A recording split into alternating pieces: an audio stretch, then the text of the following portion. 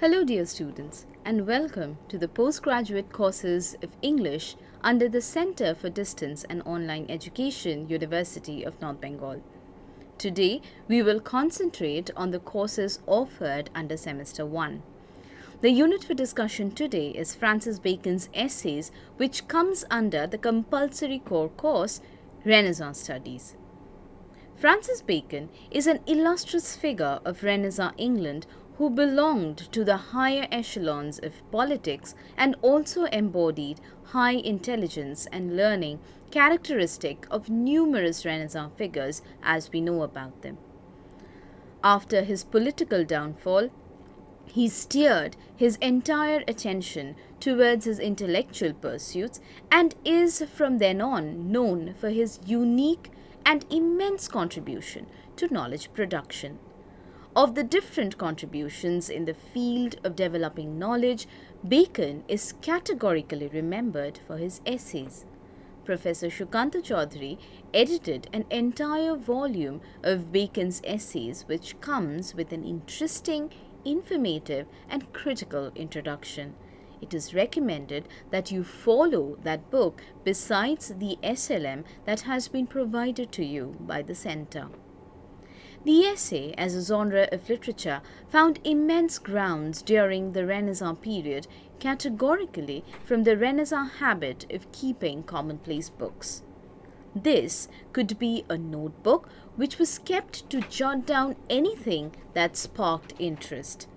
One could associate the idea of commonplace books with the contemporary habit of keeping notebooks or journals or diaries that we often fill up with quotations, remarks, songs, lines of our choice, and so on. The French philosopher Montaigne is considered as being one of the most enduring influences in the Renaissance development of essay writing. His essays has definitely influenced Bacon's idea of writing essays, although Bacon differed from Montaigne in the way he approached the genre. While Montaigne's essays were personal in nature, a quality that we find in Charles Lamb's essays, for example, Bacon's essays are a mix of observation, jottings, dispersed thinking on a subject which is not always personal, but which definitely displays an obvious delight in rhetoric that embodies the aphoristic style in Bacon's essays, which, in fact, they are so famous for.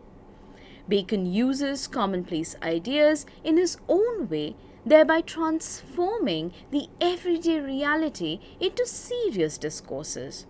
His essays not only display his vast knowledge, but also give a glimpse of the Renaissance idea, life, and impulses which find inspiration in his work. Bacon's impersonal pieces thereby reflect his ideas on gardens, friends, studies, religion, travel, where he explores these topics with serious language, pithy epigrammatic sentences, excellent imageries, besides these becoming a social and cultural document of the time. If we get into Bacon's essays, we would find that there are innumerable topics that one could concentrate on while discussing Bacon's essays. Of these different topics, today we shall concentrate on Bacon's prose style. By prose style, we definitely mean to look into the way Bacon is writing these essays. In fact, Bacon's essays speak of the stately and magnificent personality who is behind these essays. Bacon has transformed the genre of essay writing in such a way that he has made it suitable enough to receive his concentrated wisdom.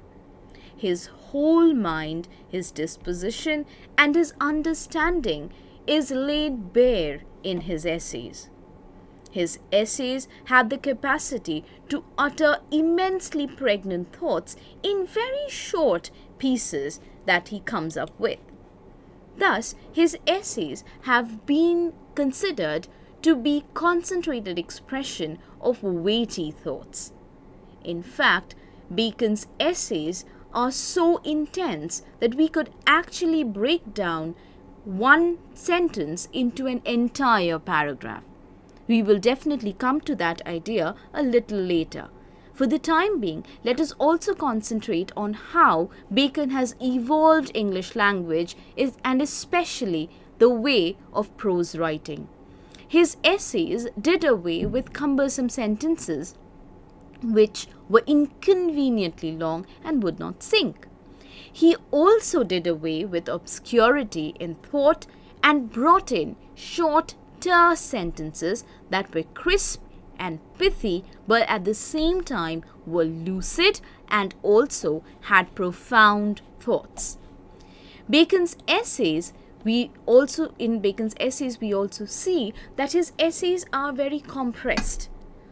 However, they are flexible in their subject matter, so they keep moving from one subject to another. Each sentence, as I already told you, could be elaborated into a paragraph.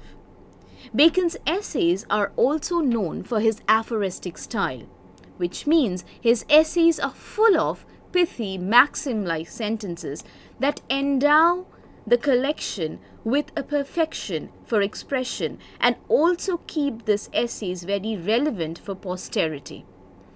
His sentences are logically explored and also argumentatively defended, as for example in his essay of Truth.